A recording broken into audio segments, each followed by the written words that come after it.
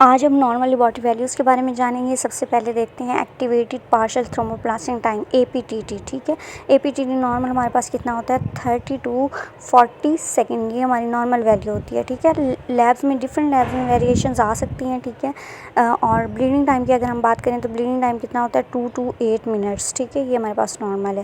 ये pathology lab की values आपको बताई जा रही हैं। ठीक है, एरिथ्रोसाइट सेगमेंटेशन रेट की अगर हम बात करें ESR की, तो ESR एडल्ट मैन में और एडल्ट वुमेन में अगर हम बात करें एडल्ट मैन में कितना होता है 1 to 10, और इसका यूनिट होगा millimetre per hour. 1 to 10 millimetre per hour ये नॉर्मल वैल्यू है। फिर एडल्ट वुमेन की बात करें तो एडल्ट वुमेन में कितना है हमारे पास 3 to 15 मिलीमीटर पर आवर। ठीक है, ये हमारे पास मैन से थोड़ा सा ज़्यादा होता है इनका सेगमेंटेशन रेट। फिब्रिनोजिन की बात करें ब्लड में कितनी होती है फिब्रिनोजिन 1.4 से हमारे पास होती है 4.0। ठीक है, और इसका यूनिट भी हमारे पास ग्राम पर लीटर आएगा। ठीक है, फिर आती है फोलेट अगर हम सीरम के अंदर देखें तो सीरम के अंदर फोलेट हमारे पास नॉर्मल कितनी होगी, यह होगी हमारे पास 4 to 18 मिलीमीटर। ठीक है, मिलीग्राम, सॉरी 4 to 18 मिलीग्राम पर लीटर।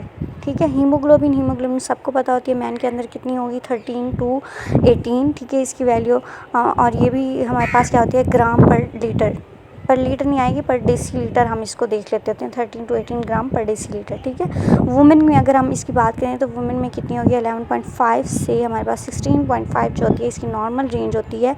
ठीक है, ग्राम पर डेसीलीटर। ठीक है, अब हम 7 नंबर पे हमारे पास आता है इंटरनेशनल नॉर्मलाइज रेशियो, जिसको INR भी कहते हैं। इसकी वैल्यू हमारे पास है 0.89 से हमारे पास 1.10। ठीक है, ये हमारे पास जो है हम कहते हैं कि लेस देन 1 भी समटाइम कहा जाता है कि होनी चाहिए हमारे पास। ठीक है, अब मीन सेल हीमोग्लोबिन की अगर हम बात करें तो इसकी रेशियो हमारे पास कितनी है, जिसको MCH भी कहते हैं 27 से 32 पिकोग्राम। ठीक है, 27 से 32 पिकोग्राम PG इसको मैंने लिखा है। ठीक है, अब ये जो मीन सेल हीमोग्लोबिन है, मीन सेल हीमोग्लोबिन और मीन सेल हीमोग्लोबिन कंसंट्रेशन, इन दोनों में डिफरेंस है। ठीक है, ये आप ज़रूर, यहाँ पे मैं सिर्फ वैल्यूज़ बता रही हूँ, डिफरेंस आप देख लीजिएगा कि क्या है।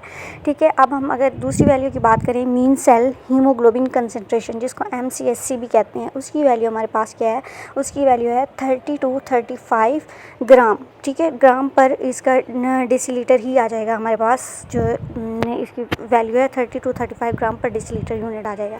फिर मीन सेल वॉल्यूम MCV की बात करें, MCV कितना होता है 78 to 95। ठीक है, फेम्टोमीटर, इसको FL जो कहते हैं फेम्टोलीटर। ठीक है, इसका ये होता है यूनिट। और फिर हम प्लेटलेट्स की, जिसको थ्रोम्बोसाइट्स भी कहते हैं, इसकी बात करें तो 1,50,000 से हमारे पास नॉर्मल कितने होते हैं हमारे पास 4 लाख तक, अप टू 4 लाख। ठीक है, ये हमारे पास इसकी नॉर्मल जो है वैल्यू होती है। तो इसका अगर हम यूनिट की बात करेंगे तो यूनिट क्या होगी, MCL इसको कहते हैं पर क्यूबिक लीटर। ठीक है, क्यूबिक लीटर में इतने होंगे। अब प्रोथ्रोम्बिन टाइम की बात करें, जिसको PT भी कहते हैं, PT टाइम। ठीक है, वो हमारे पास कितना है 12 to 16 सेकेंड। नेक्स्ट हमारे पास आता है रेड ब्लड सेल्स काउंट, जिसको total red blood cells count भी कहते हैं। मैन में अगर हम बात करें तो ये हमारे पास 4.35 से 5.65 है। ठीक है, मिलियंस भी इसको देखते हैं। और ये जो वुमेन में है 3.92 से हमारे पास ये 5.59 समथिंग ये होता है हमारे पास। ठीक है, ये इसकी नॉर्मल वैल्यू है। TRBCs भी कहते हैं, total red blood cell count भी इसको कहते हैं। अब WBCs की अगर हम बात करें, जो कि हमारे पास ल्यूकोसाइट्स भी होते हैं, वो हमारे पास क्या है 4 to 11 10⁻⁹ पर लीटर। ठीक है, ये हमारे पास है। अब पैक सेल वॉल्यूम PCV, जिसको हीमेटोक्रिट भी कहते हैं, तो हीमेटोक्रिट की नॉर्मल वैल्यू देखते हैं हम लोग कितनी है। हीमेटोक्रिट की नॉर्मल वैल्यू हमारे पास मैन में और वुमेन में डिफरेंट है।